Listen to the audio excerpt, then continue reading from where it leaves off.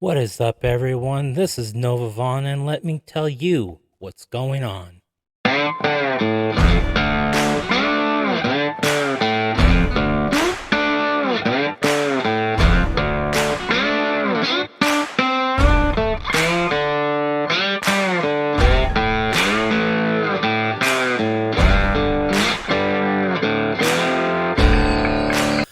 Well, Chapter 21 of Mandalorian came out, and let me tell you, this was definitely the best episode this season so far.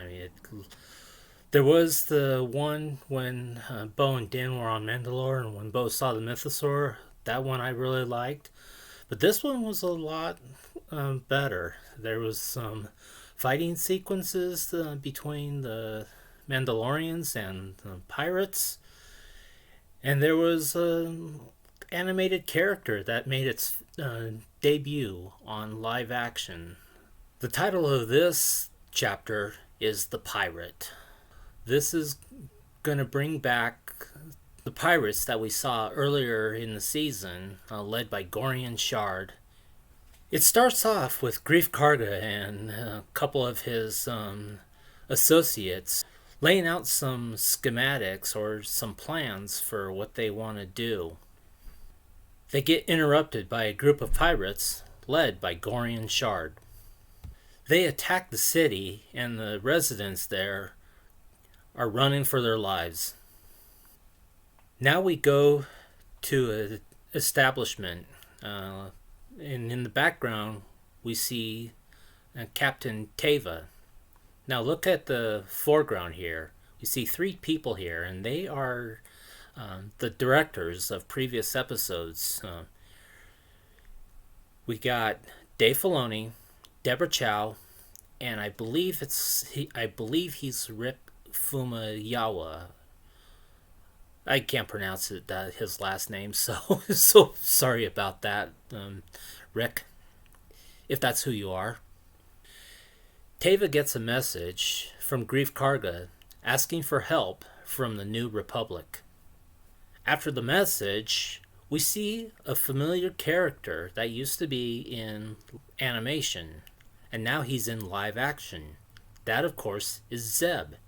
Zeb was one of the rebels on the Ghost ship led by Harrison Dula in Rebels. Teva goes to Coruscant. Now, I really like the layout of the city here. The designs were great. It was wonderful.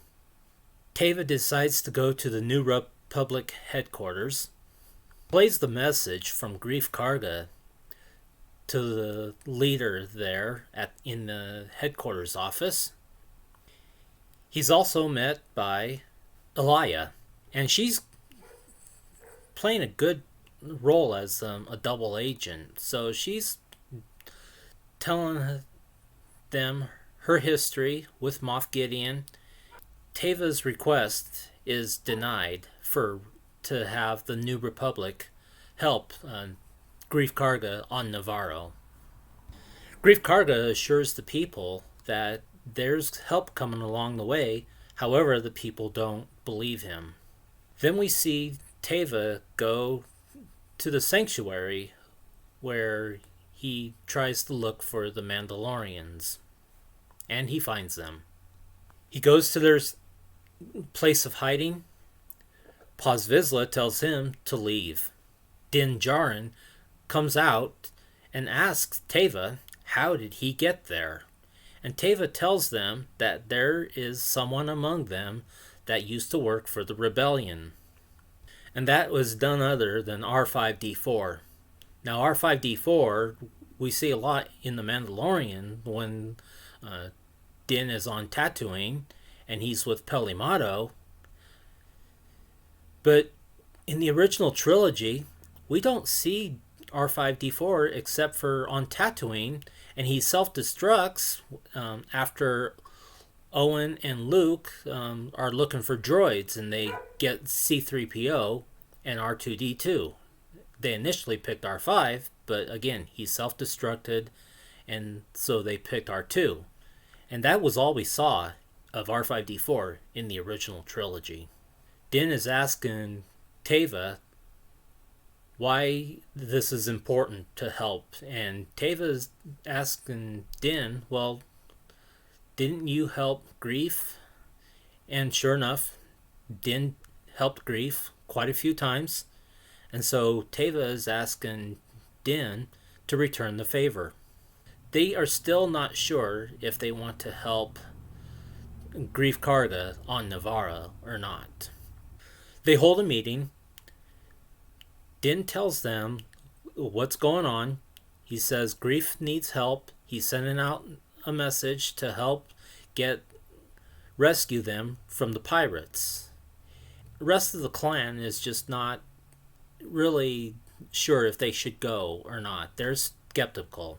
Paz Vizsla steps in and he explains to the clan how Din rescued Paz in season 1 finale from the Imperials led by Moff Gideon, and how he saved Paz not only then, but how he saved his son in last week's episode. So Paz is very grateful. He convinces them to go on this rescue mission. Bo-Katan comes up with a plan. She has everybody board her ship. She goes over the schematics of the pirates' ship, of Gorian's ship, and they're gonna launch an attack on the ship.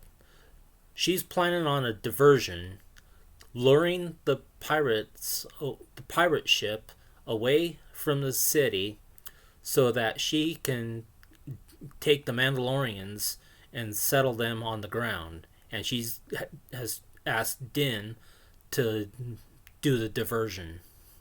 Now on Navarro, you can really see that the town is in shambles because of the pirates. They're really, having the time of their lives. They've taken over the city, and they're just having a jolly good time. Then we see Din approaching Gorian's ship to lay out the diversion, and it actually works. Din is able to get some fighter ships from the main ship so that he can lure them away. After the diversion, we see Bo-Katan approaching the city, where she gets ready to get the Mandalorians to go on the surface. And it's pretty cool watching them jump from her ship down into the city. And so they're going through, looking for the pirates, getting ready to take them out. In the meantime, Din is doing a good job of drawing attention away so that Bo can do her mission. After Bo's mission of dropping off the Mandalorians, she returns back to the main ship of the pirates so that she can help Din out. And this was some cool scenery.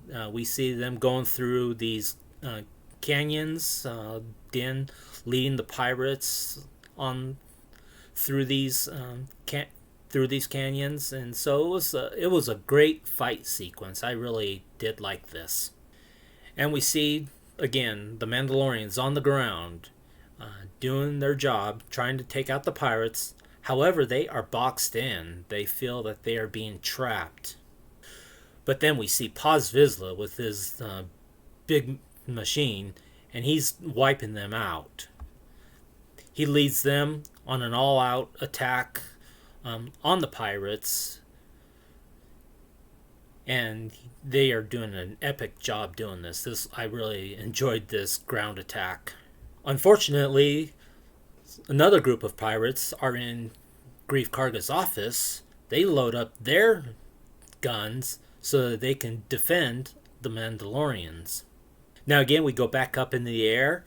We see Din again being chased around, maneuvering himself away from the pirate fighters, but he's taken them out little by little, ship by ship. We go back to the ground where we see the armorer with her hammer and another weapon in her hand, and she takes out the pirates in Greef Karga's ship, including the guy who did the gunning. This enables Paz Vizsla and the rest of the Mandalorians to continue their assault on the ground against the pirates that are on the ground. The pirates try to get away. However, Greef Karga and the citizens of Navarro stop them, trapping the pirates. The pirates surrender, and victory on the ground is established. Now we see Vane here, who's one of Gorian Shard's main, his assistant. He sees that they're losing the battle big time, so he decides to take off and evacuate the battle. And this angers Gorian Shard, so he goes on a suicide mission himself. He's attacking the city and the people in the city. But then Bo-Katan comes in, and as well as Din, Bo-Katan fires the last of his engines and destroys Gorian along with his ship. Greef Karga is given a shout of praise to the Mandalorians. He's telling them that they are welcome on the planet, and that the land that he had allocated for Din Djarin is all of theirs. He says that the land belongs to them. The crowd cheers. They're grateful for the Mandalorians for saving them from the pirates. After the ceremony, we see Paz Vizsla going to Bo-Katan, requesting that Bo go see the armorer. The armor is in her forge that we saw in Season 1, and you can really see how it was demolished by Moff Gideon's crew. And she's talked about the forge on Mandalore, and even Bo talked about it as well, and how great it was on Mandalore. She requests that Bo remove her helmet, and of course Bo is reluctant, but the armor tells her to remove her helmet. So Bo removes her helmet as requested. Now, the armor does not kick her out or exclude her as a Mandalorian anymore, but she tells her that, because she saw the mythosaur, she's going to be the one to try to unite the entire Mandalorian clans all together. So the armor is escorting Bo-Katan out in front of the Mandalorians, and as you can see, they're puzzled as to why she is out there with her helmet removed. And Bo's very nervous about what she is seeing here, what is going on here, but she also knows what the armor is going to explain to the Mandalorians.